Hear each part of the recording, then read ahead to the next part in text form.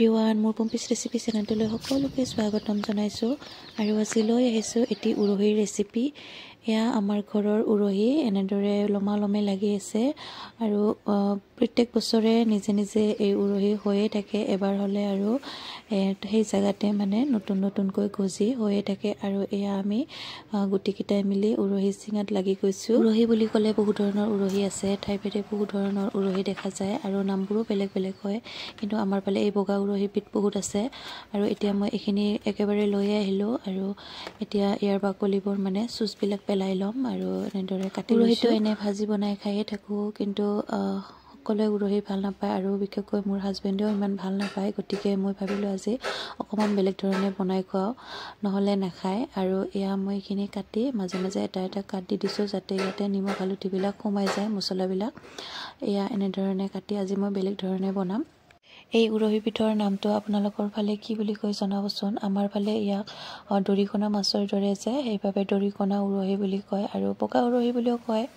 আৰু ইয়াক খাৰ দি বনাই খায়ো ভাল লাগে। আমাৰ বেছিভাগ খাৰ দিয়ে বনাই খায়, যিহেতু ভাজি বনাই খাই আমনি লাগে, সেইবাবে খাৰ দি খায়। আৰু এয়া মোৰ এইখিনি কটা হৈ গ'ল আৰু ইয়াত মই দিবৰ বাবে লৈছোঁ এয়া পিঁয়াজ, আদা, নহৰু, জলকীয়া আৰু সৰিয়হ। আজি মই সৰিয়হ দি বনাম, গতিকে সৰিয়হ অকণমান লৈ লৈছোঁ, বগা সৰিয়হ। আৰু এইখিনি এতিয়া মই পিচি ল'ম। এয়া মই পটাত পিচি ল'লোঁ, আজি মেচিন ইউজ কৰা নাই। আৰু এতিয়া মই কেৰাহীখন পাতি দিলোঁ আৰু তেল দি দিছোঁ। এয়া তেলখিনি প্ৰায় গৰম হৈ গৈছে। এতিয়া মই ইয়াতে কেইটামান জিৰা দি দিম।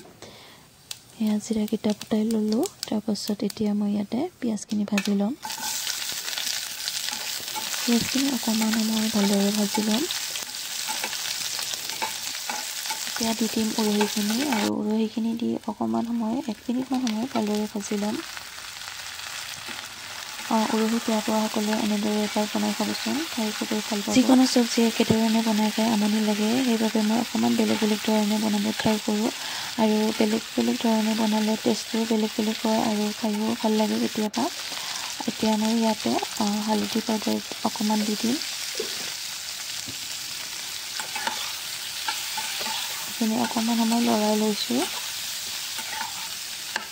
এতিয়া মই সৰিয়হ, আদা, নহৰু, জলকীয়া এইখিনি একেলগে পটাত পিচি লৈছিলোঁ আৰু সেইখিনি দি দিলোঁ। এতিয়া আকৌ এইখিনি ভালদৰে লৰাই ল'ম। এইখিনি এতিয়া মই অলপমান গোন্ধ যোৱালৈকে ভাজি ল'ম আৰু এইখিনি আগতীয়াকৈ তেলতো ভাজি ল'ব পাৰে। আগতীয়াকৈ মছলাখিনি ভাজি তাৰপিছত উৰহীখিনি দি ল'ব পাৰে, তেনেকৈ দিলেও হয়। আৰু এতিয়া মই ইয়াতে এচিকুট জিৰা দি দিছোঁ। এচিকুটে দিছোঁ মানে মই বেছি মছলা ব্যৱহাৰ নকৰোঁ আৰু ৰেড চিলি অকণমান দি দিছোঁ। বেছি মছলা হ'লে খাই ভাল নালাগে। এতিয়া সোৱাদ অনুযায়ী নিমখ দি দিলোঁ আৰু এইখিনি ভালদৰে অলপমান সময় লৰাই ল'ম যাতে ইয়াৰ মছলাৰ গোন্ধটো নাহে। তেতিয়ালৈকে 1 মিনিটমান সময় ঢাকন লগাই দিম যাতে অলপমান মছলাৰ গোন্ধটো যায় আৰু 1 মিনিটমান সময়ৰ পাছত এয়া মছলাবিলাক যিহেতু লাগি ধৰিছে, এতিয়া মই পানী দি দিম।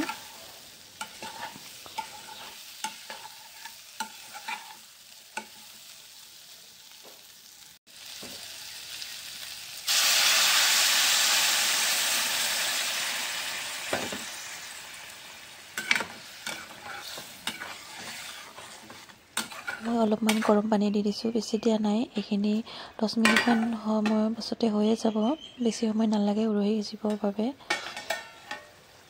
সেয়া পানীখিনি শুকাই গ'ল আৰু উৰহীখিনিও সিজি গৈছে। সেয়া কিছুমান ভাঙিয়ে গৈছে আৰু এইখিনিতে মই এতিয়া ধনিয়া পাত দি দিম আৰু নমাই থ'ম। উৰহী বনাওঁতে বেছি সময় নালাগে, ভাজিলেও সেইখিনি সময়ে লাগে, গতিকে অকণমান বেলেগ ধৰণে ট্ৰাই কৰি চাব। আৰু মোৰ আজিৰ এই উৰহীৰ চব্জি ৰেডি হৈ গ'ল। ভিডিঅ'টো চাই কেনেকুৱা পালে জনাব, ভাল লাগিলে লাইক, কমেণ্ট, শ্বেয়াৰ কৰিব। আৰু এই ভিডিঅ'টো যদি প্ৰথমবাৰৰ বাবে কোনোবাই চাই আছে তেনেহ'লে চেনেলটো ছাবস্ক্ৰাইব কৰি ল'ব, তেতিয়াহে মোৰ আহিব লগা নতুন নতুন ৰেচিপিৰ ভিডিঅ'সমূহ পাই থাকিব। আৰু আজিলৈ ইমানেই আছিলে, আকৌ লগ পাম নতুন এটা ৰেচিপিৰ সৈতে। ভিডিঅ'টি সম্পূৰ্ণকৈ চোৱাৰ বাবে সকলোকে বহুত বহুত ধন্যবাদ জনালোঁ।